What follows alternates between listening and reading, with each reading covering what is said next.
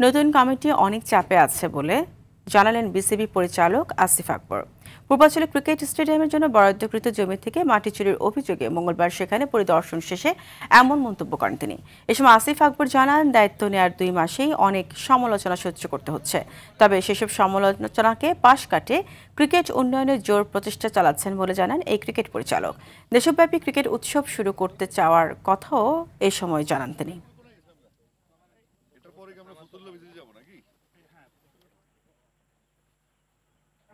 বিসিবির এই মাটি চুরি হিসাবটা আমি গতকালকেই জানছি এবং জানার পরে আজকে এর আগে আমি সিদ্ধান্ত নিয়েছেন আসবো, কারণ আমাদের এখানে মাঠের জন্য আমাদের যেহেতু খেলা বন্ধু বিসিবির নিজস্ব একটা মাঠ পড়ে আছে এখানে, এটা সংস্কার করলে আমরা হয়তো অনেকগুলো টুর্নামেন্ট এখানে চালাতে পারবো। আর মাটি চুরির যে ইস্যুটা, সেটা তো নিঃসন্দেহে একটা অপরাধ। এটা বিসিবি টেক ওভার করেছে কবে, আর মাটিটা কবে ঢুকছে এবং কবে চুরি হয়েছে সেটাকে ফাইন্ড আউট করবে। যদি 2 মাসের মধ্যে চুরি হয় তাহলে এটা আমাদের ব্যবসাটা, আর 2 মাস আগে চুরি করলে কারা চুরি হয়েছে সেটা আমরা ধরবো।